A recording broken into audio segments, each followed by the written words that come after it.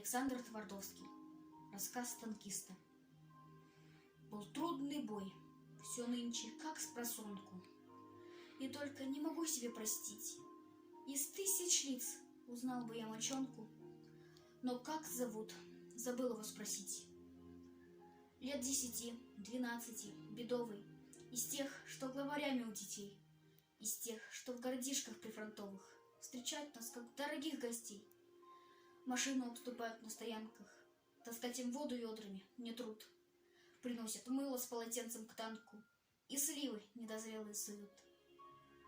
Шел бой за улицу, огонь врага был страшен.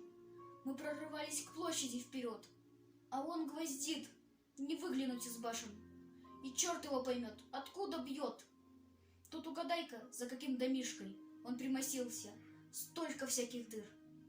И вдруг к машине подбежал парнишка.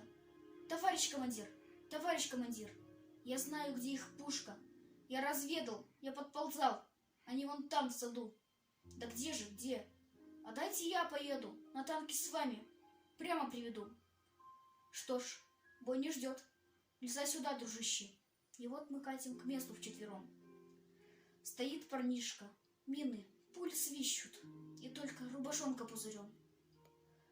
Подъехали, вот здесь, из разворота, заходим в тыл и полный газ даем. И эту пушку заодно с расчетом мы вмяли в рыхлый, жирный чернозем.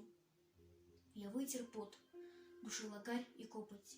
От дома к дому шел большой пожар. И помню, я сказал: спасибо, хлопец, и руку как товарищу пожал. Был трудный бой, все нынче как спросонку. И только не могу себе простить. Из тысяч лиц узнал бы я мальчонку, но как зовут, забыл его спросить.